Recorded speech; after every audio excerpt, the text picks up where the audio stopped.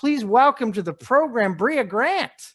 Hi, thank you for having me. Well, thank you for coming on the show. It's great to have you. We've been fans of you for a long time, all the way back to Heroes and Dexter and all that. And it's great that we're getting to see a lot more of your projects lately, including 12-Hour Shift, which I got to see at Fantasia and was really, really super excited when I saw it. I really enjoyed the film. And for those people out there who haven't heard about it yet, what is 12-Hour Shift about? It is about one night in a hospital, and it centers around a bunch of nurses who are selling organs on the black market, and things go awry and the night does not go well. And it takes place in 1999. I should include that because that's kind of important. Yeah. No, that's definitely a part of the plot there. And which I find also great is that, and I know that, one of the people that is cast in the film, David Arquette, of course, he's one of the producers, and he asked Mick Foley to be a part of it. And to me, it's just kind of fun that it's a film that takes place in 1999, and there's two kind of icons of that time within the film, kind of best known for their period in the late 90s. So working with Mick Foley, a guy who is known to be the nicest guy on the planet, and you have him playing a super big asshole as, kind of like a shady, organ smuggling dude. What was it like to work with this guy? I honestly was going to make a joke about how mean he is, and I can't because he's so nice, and it would make me feel bad. Like, it would actually make me like, I would go to hell immediately if you say something bad about Mick Foley.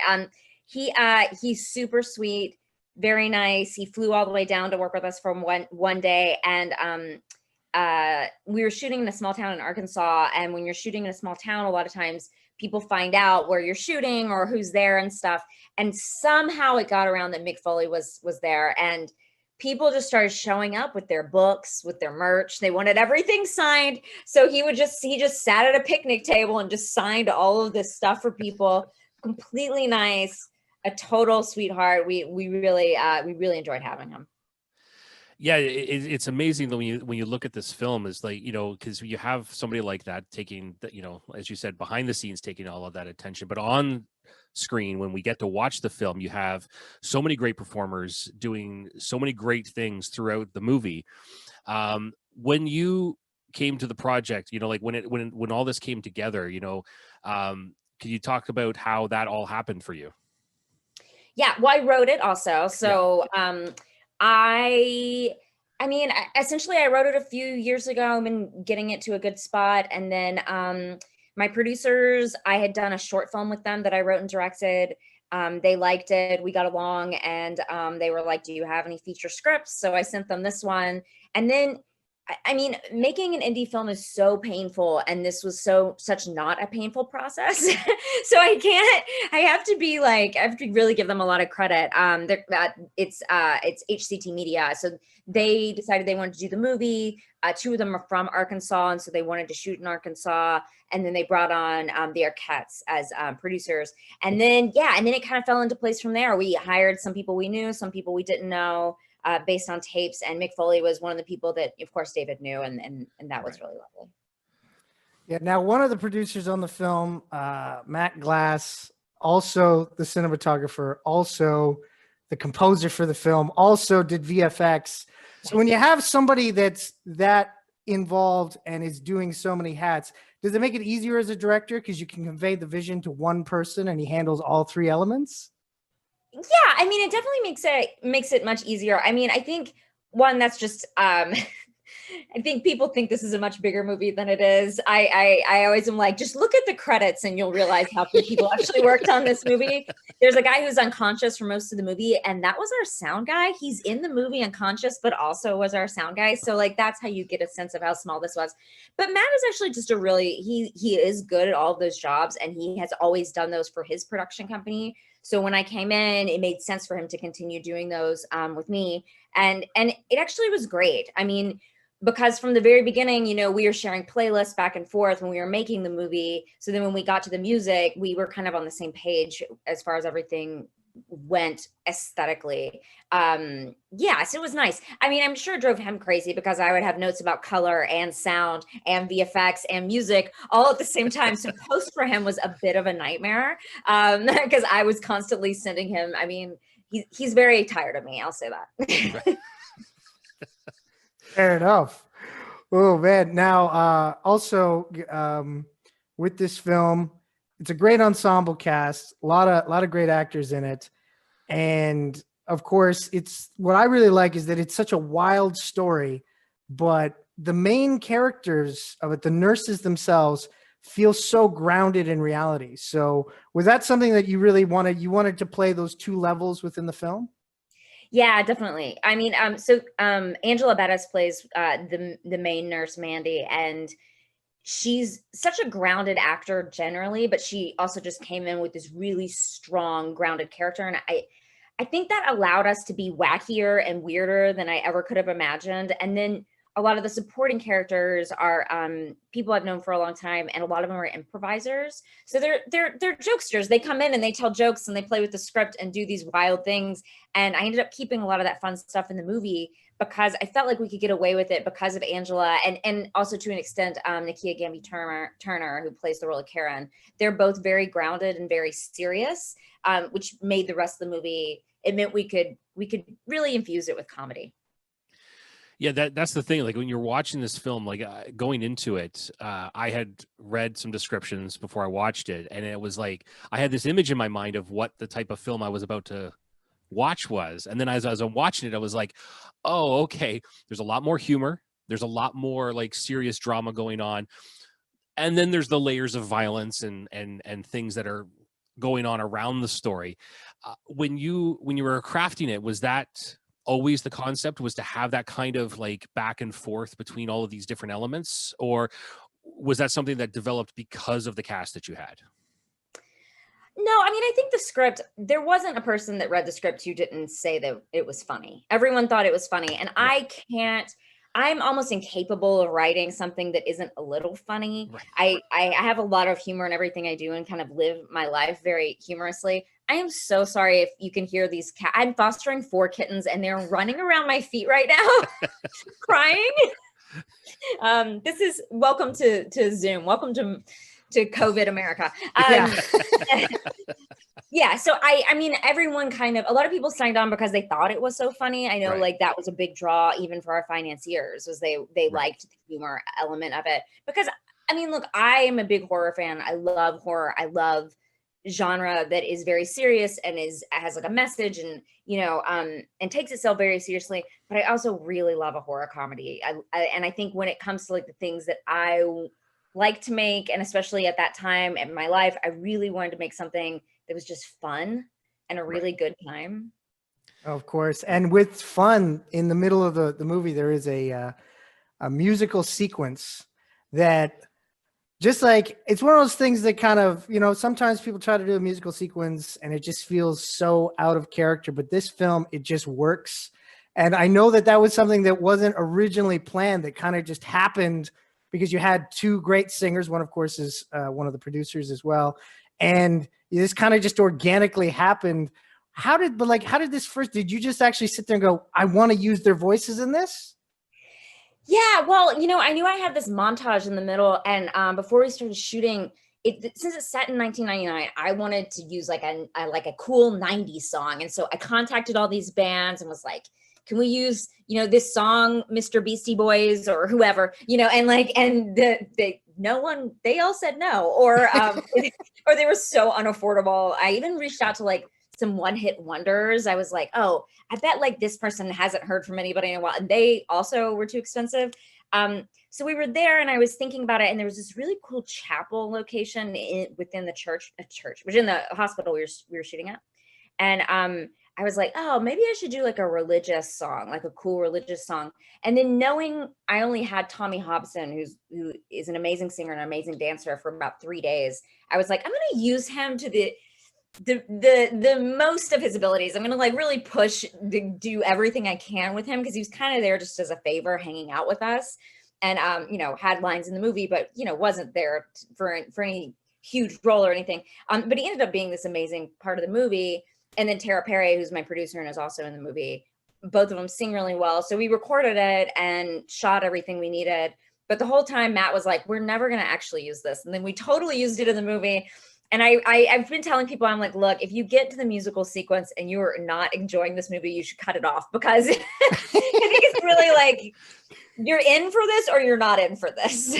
Yeah, and it kind of feels like later in the film you use Tommy for like almost transition scenes with his dancing through, which I thought was awesome. It's great. Yeah, absolutely. That was a scene that we actually had to shoot across 3 different days because of our actors' availabilities. So I ended up having to do this like long transition moment to make it work. And I was like, Tommy, can you make up a 90s dance really fast? And he could, which is like, here's the thing. I can do a lot of things and I wear a lot of hats, but singing and dancing, I cannot do. So I think I love it so much more. Right. I think it's so impressive to me when someone can sing and dance. Yeah. No, he does a great job. It's like as I was watching it, it just made me feel happy, because it just it looked so much fun, and of course, because his 90s. character looks like he's having the most fun in the entire movie. Yeah. No, singing, dancing, listening to his music. And that's the other thing, is listening to the music and like holding the Discman. That was like, it just like, if nothing else besides, at the beginning, realizing it's 1999, that Discman just like back in time, like instantly. And especially with the holding it and dancing at the same time, like, who didn't do that? Yeah, it might have been skipping though. You remember when you would move it around so much in your CD, it would skip? What a different era. No, totally. Now, one last thing I want to ask about 12-Hour Shift is, there's a day where David and Christina Arquette brought a donkey to the set of The Bad Guys Hideout. That is correct. You did some research there. They were staying in Arkansas with their kids, and Christina or David had put it on their Instagram that there was like this donkey. They'd gone to a petting zoo or something. And I was like, wow, that is so cool. I can't believe you got to hang out with this donkey. And then right in the middle of the Mick Foley scene, David runs in with this donkey. And then of course we all have photos with this donkey, who was technically, I guess, domesticated. Like, it would go in and out of these people's home who like owned it. And it was a very sweet little donkey. And that's the kind of producer you want, is someone who brings a donkey to set. Definitely brings some levity. Yes, no, totally.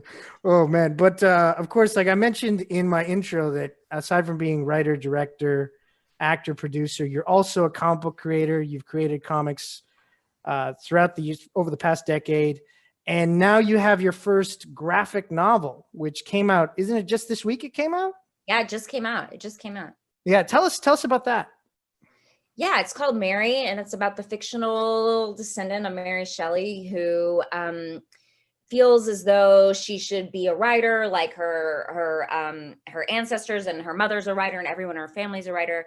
But then at some point in the graphic novel, she realizes that not only do monsters exist in the world that we live in, but she is actually supposed to be a part of this monster community and be like a liaison and a doctor for them. Right. Now, of course, your previous experience in writing for comics have been for miniseries, issues coming out on a monthly basis. This is your first actual graphic novel. What would you say is the biggest difference from sitting down and writing like a graphic novel as opposed to writing scripts for an artist for individual issues? It's mostly the time commitment, I guess. I mean, at the end of the day, it ends up being about the same amount of time, but I had to finish this is a bit longer than anything I've ever written, and I had to finish all like 100 or 120 pages or so, however long it is, before our artist came on. So Yishan Lee is my artist, and I had the whole thing finished, gone through it with my editor, etc., before she started drawing a single panel. Whereas with my individual series, obviously people like I would write one and be writing the next one while the artist was drawing. So that's like one of the biggest things. And I think also I think I always knew where those ones were going too. I had outlines and arcs, but this one I had to be very careful with the planning. So was it more like writing a feature in that regard, because you know that you've got to sit down and do the whole thing from beginning to end, and then and plotted it all out, whereas on an issue to issue basis you might be able to make some changes, because you have some different things that come up, new ideas over that period of time. what is that like as a writer? Right. Yeah. Like there ain't no going back once you have her drawing page 70. Yeah. Yeah. I mean, it's just it felt like a bigger commitment. You know, I wrote it over the course of a year probably. And that is a big commitment, but not, you're right. It's kind of like writing a screenplay. Like a screenplay is also a huge commitment and takes a really long time. And, you know, also wrote over the course of many years, all of my screenplays. So yeah, I mean, it's similar to writing a movie. But I figure out all of the visuals first, right? Like, whereas with writing a movie, I might be writing about the visuals, but I haven't figured out every little piece yet. I definitely didn't. I mean, I added a freaking musical number in the middle of a 12-hour shift while I was shooting. But with this, you know, I have to plan out every single little beat and go through every single panel and make sure it's ready to go by the time she comes on. Yeah, crazy. Now we've had a lot of comic writers, you know, work for Marvel and DC and stuff like that on the show. But I was listening to your podcast and you brought up a fact that none of the writers ever touch on because that's just the world they live in, is that there is no set guidelines on how to write a comic script. Every comic script, every writer writes their comic script differently. Sometimes they have different ways of writing it depending on the artist they're working with. And I felt your frustration by that. Isn't it kind of crazy that this whole freaking thing, there's no set plan? Yeah, there's I think standards, but there's not a specific, it's not like a film script. Like if I get a film script and it's in the wrong format, I probably won't read it because I'm assuming that person doesn't know what they're doing. Yeah. But if I get a comic script can kind of be in all of these different formats, which I'm sure is very difficult for editors and artists, and very, very frustrating. I feel like over the course of, you know, the decade or so I've been working on comics, I've become people's go-to of how do you write a comic script? And I will send them an example, but then I always give them the caveat of like, this is how I write it, but like I come from a movie perspective. So I'm going to write things that feel more like cinematic. And like, there are some comic writers who are just like, here's what happens on this page. Here's the dialogue. It has to go in there. Whereas with me, I'm like, this panel, very long description. Yeah. And like, I'm very, very fussy about what's in each panel and what goes where. So you're the fullest of full script. That's what you. And, yeah, or the pickiest person that you have to work with. With that in mind, you know, so that you like, as we've talked about, you act, you write, you direct, you're writing comics, you know, you're doing a podcast, you're doing all of these things across different areas of entertainment. Is there one that you enjoy more than another, or you just really like the fact that because you can dabble in all these areas and still have lots of fun? Well, today I really enjoyed laying on my couch and watching Schitt's Creek. So if that is an option, I would like to do that. But no, I mean, I definitely get something out of all of them. I think like I'm a creative person and coming into different things at different points is really fun for me. I keep thinking I'm going to leave acting, but then I shot another movie this year as an actress and called The Stylist that just premiered at Fantastic Fest. And and that was really fun. And I feel like I got a lot out of it, but I'm definitely moving more to like the writing, directing side of things, just because I do like to see the creative process from start to finish. That it feels very good for my personality. Whereas an actor, you come in and like you're able to do your creative process, but then you kind of leave it and you never know if it's going to end up being a piece of crap or it's going to end up being great. And I kind of want more say in that. Oh, of course. I was going to ask you about that. You know, like was directing something you always wanted to do, or was that just something that came out of being on set so often and seeing that creativity happening and then learning that maybe I want to be more hands-on with that side of it? Yeah, it came from being on set. I mean, I moved to LA and I didn't know anything about the industry, like many people. I mean, I didn't know what jobs you could have. I didn't know what anybody did. I was like, I moved to LA thinking like, maybe I want to be a producer, not knowing what that meant. Cause I was like, that feels creative. I was wrong. I ended up being an actress and it worked out great for me for many years. But I think I directed my first movie about 7 years ago. And it came out of a little bit of a necessity. I had co-written a script and and we had a director, and the director dropped out because we didn't have enough money really to make the movie, honestly. And I was like, I'll do it for free, and I'll learn how to direct in the process. And I don't suggest anyone doing that. But I did learn to direct in the process, and I learned a lot, and I learned what I need to be a good director, which is to not make a really, really low budget movie in the desert. Yeah, so I think it comes in part from watching things and being like, oh, I can do this. But until I saw it, I just like didn't know that I could do it. So it took many years of like kind of learning more about how sets worked through being on them. Yeah, well, it's great to see you're learning in action, because it's some great film stuff you got coming out. But of course, as I mentioned earlier, you're also a podcaster. You co-host the podcast Reading Glasses, which you've been doing since 2017.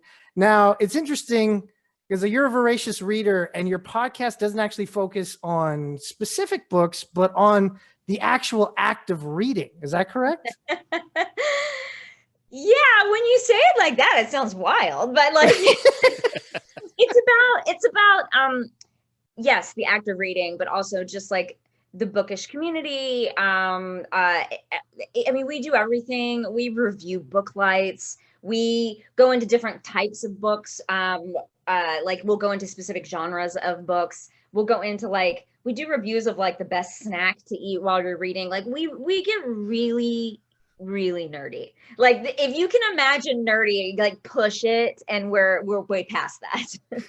Yeah, and with it, from one thing that I find interesting about the podcast, you talk about the reader wheelhouse, which is something I've never really thought about before until that there's actual things that are kind of like reoccurring themes and stuff that people like reading. Am I explaining it correctly? Yeah, because so one thing people tell us a lot is they don't have enough time to read, or they don't know what to read. They're not inspired. They don't want to finish the book they're reading. And so we encourage people to create this reader wheelhouse, which is basically you see it on a book and you're like, I'm going to read that book. Like it will make you pick up that book regardless of whatever else is in the book. And I think knowing those things will help you to be a better reader, because you're not going to pick up crap that just because someone suggested it, because it's not going to have the stuff you actually want in a book. Right. Like mine are I love books set in space. I love apocalyptic futures, and I love women on a journey. If you can combine those things in any sort of way, I will for sure pick up a book, and I'll probably like it, because it's going to have these things that like really draw me in. It's very important as a reader, because I know like myself, very similar, it's like I like certain aspects of a story, right? Like if it's got some kind of sci-fi bent, or supernatural bent, like I'll get more into it, and then there's the writers themselves, or certain characters and storylines, right? But it's he's right. I never thought of it that way, because you kind of just delve into your own little kind of thing, even if you don't know how to express it, like that. Yeah. And I think that like we feel all this pressure to read books that are good for us, quote unquote, or read the big books that like everyone's reading this year. Yeah. But like, I'm probably not going to read The Goldfinch or whatever. Like, it's just not, that doesn't make me less intelligent. It doesn't make me a bad person. It's just not what I'm really excited about reading. And that doesn't make me less of a reader or less literary than the average person. And we encourage people to even like, maybe romance is your thing. Like, give it a try, because you never know, like, when you're going to read, I only love novellas or something like that. There's so many spaces people don't venture into because they haven't had those opportunities or haven't thought about it. And there may be whole sections of books that you may love and you have no idea.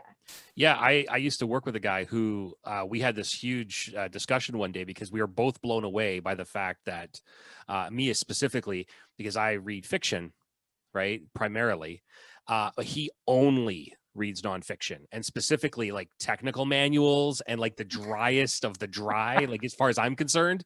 But that was his thing. He was like, I can't read, like you give me a Stephen King book or something, like I can't read it. And I was like, okay, well, I can't read Stephen King either, but like, okay, I get what you're saying. Yeah. So it's such a weird thing, but to your point, he's reading. Doesn't matter what you're reading. Yeah, exactly.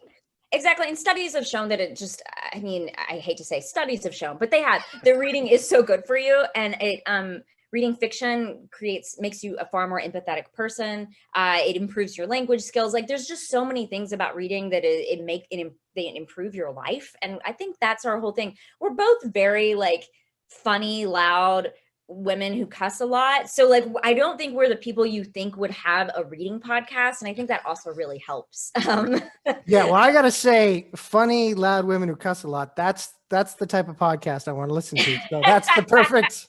That's your Perfect sum up wheelhouse. for that. There That's you your go. podcast. That's Wheelhouse. That's my That's podcast wheelhouse is I want to yeah, hear yeah. women who cuss. That's basically it right there. So it's fucking great to talk to you tonight, Brea. I look forward to more people getting to see 12-Hour Shift, which is, of course, available on VOD now and in some theaters across North America. And, of course, people can find the Reading podcast, free Reading Glasses podcast at Any place you get a podcast, you can find Reading Glasses. Perfect. All right. And, of course, Mary is out there as well. Check it out wherever you get your graphic novels. Brea, it's been great to talk with you. If we had more time, like if we didn't have another guest and a review to do, we'd try to keep you on here longer because it's great talking with you. So nice talking with you too. Have yourself a great night. You too. Bye, Brea.